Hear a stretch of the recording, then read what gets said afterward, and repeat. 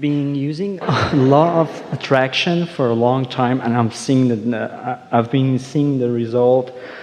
And actually, It's fun as you say you've been using it, because you can't not use it. That's like saying I use gravity every day.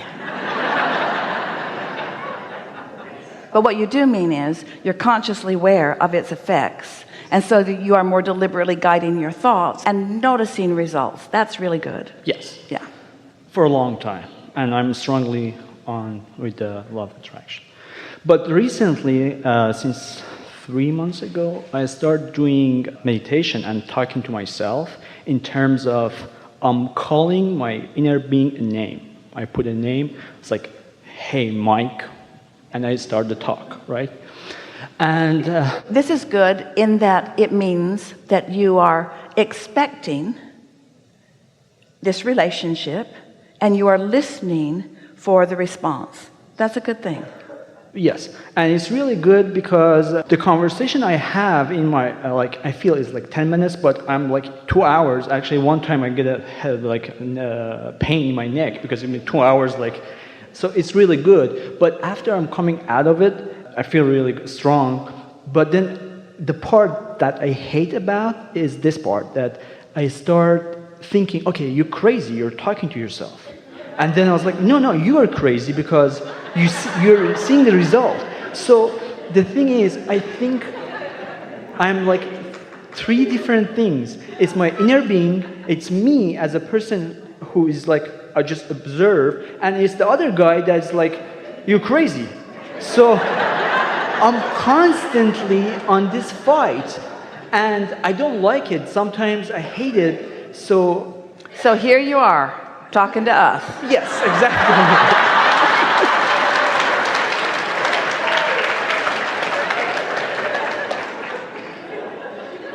So the question I have... We know.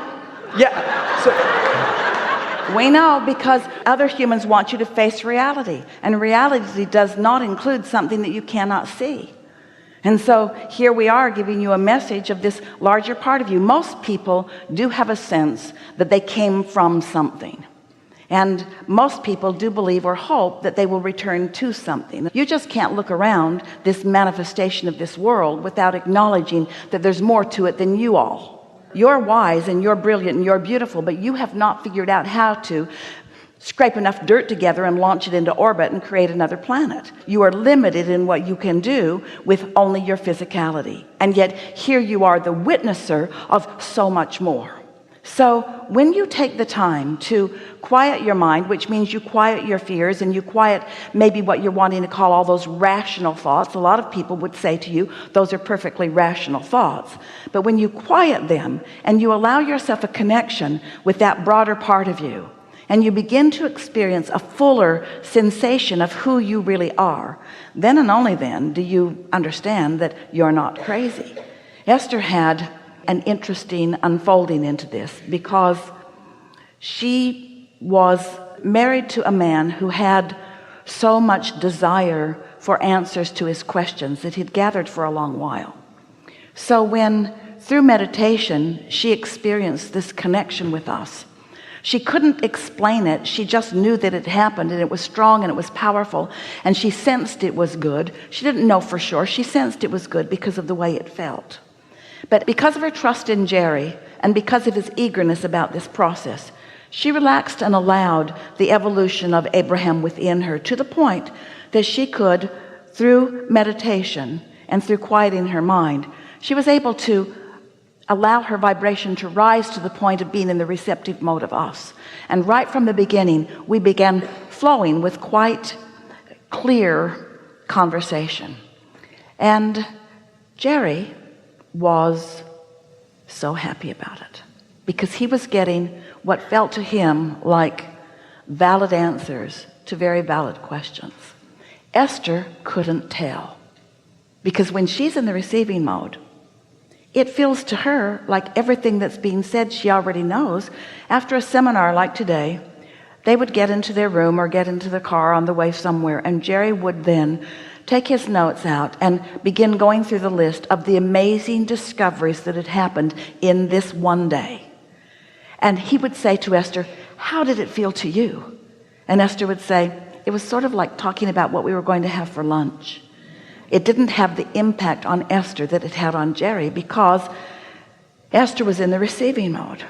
So we've been saying to our physical friends a lot, who are in the place that you are, where you are beginning to acknowledge that there is more than this physical realm, that you know that you have an inner being, that there is a source of consciousness that is aware of you and flowing to you, and you begin to develop this desire to listen and hear and benefit by that relationship.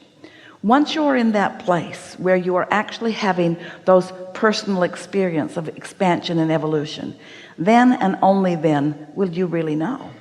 But the thing that is important for that to take place in the full way that you're reaching for it, and in the full way that Esther and others have discovered it, you have to put some separation between your asking of the question and your receiving of the answer, or you end up confused like that.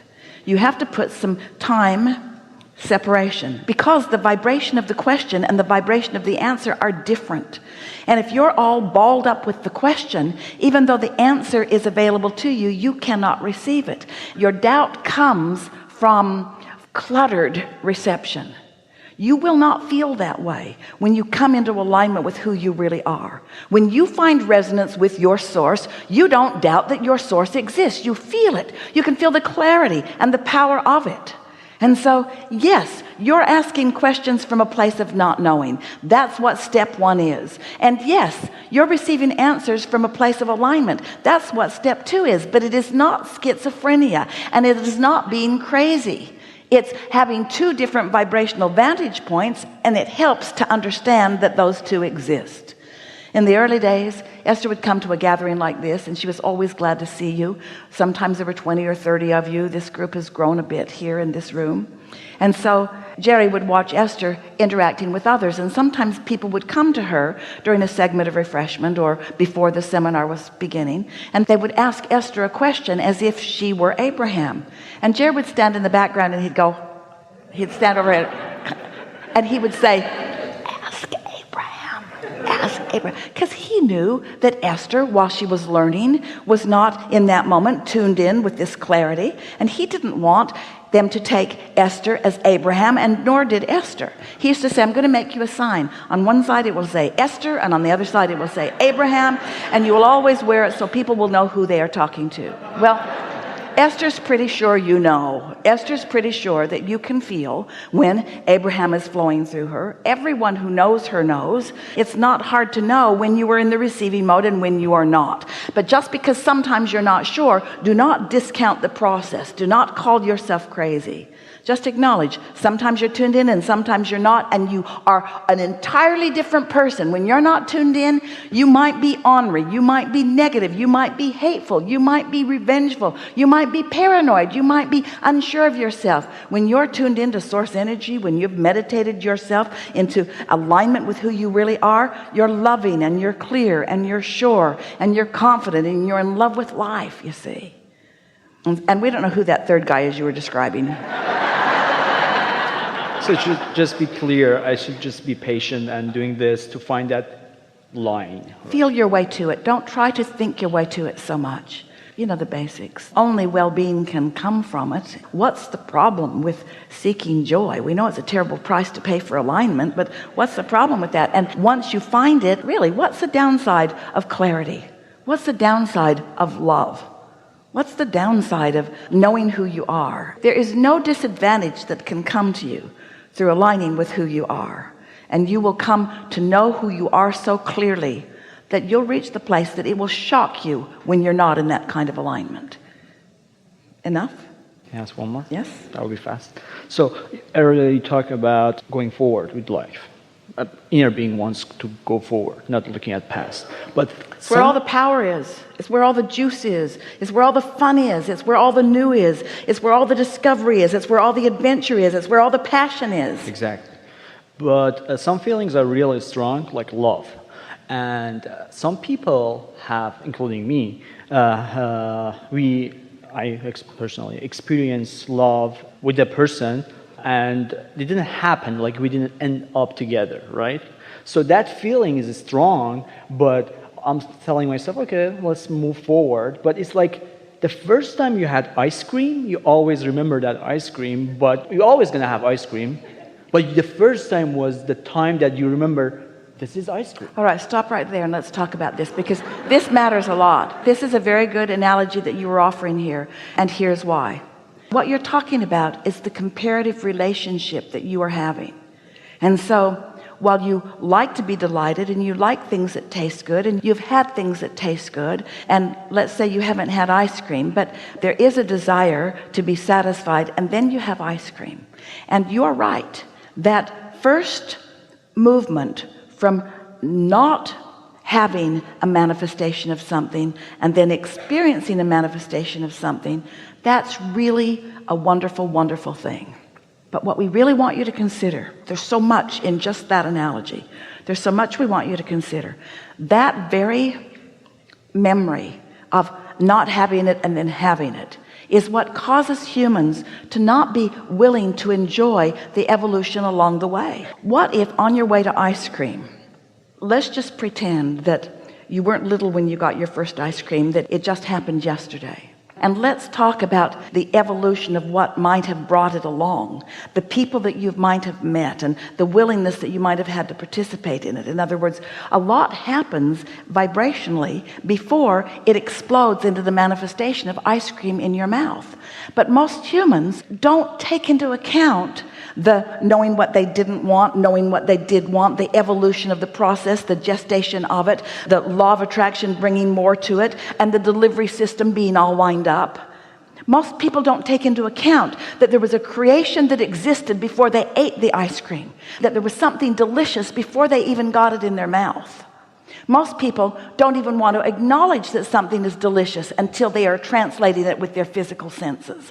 And that's what trips you up so much. If you can feel the deliciousness of feeling a little better, the deliciousness of some clarity coming to you, the deliciousness of a feeling of certainty and empowerment, the deliciousness of having an impulse to go somewhere, and the deliciousness of rendezvousing with someone who says, I'd like to take you someplace special, and puts ice cream in your hand for you to put in your mouth. But there were a lot of delicious things that happened along the way before that manifestation happens, and most people aren't willing to allow those things along the way. They just want to go straight to the ice cream, and when they don't go straight there, then they assume that there's something wrong with them, or that there's something wrong with the system, or that there's something wrong with creating in general. You see what we're getting at?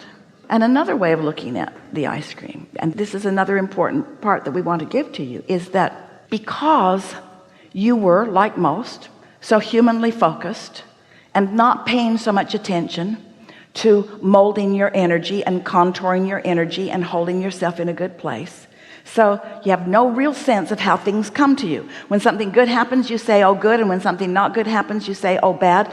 But most people do not have any real sense that they attracted it. It's attraction, attraction, attraction, attraction, attraction.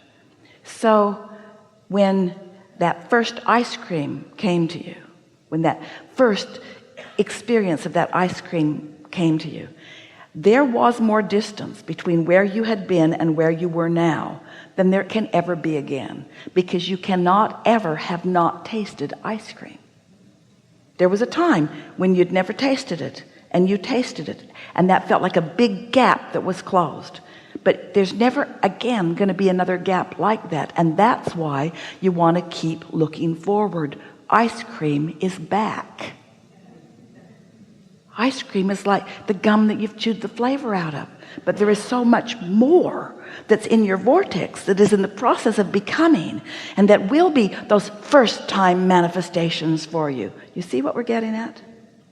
Helpful? Yes, a lot. Thank you so much. Yeah.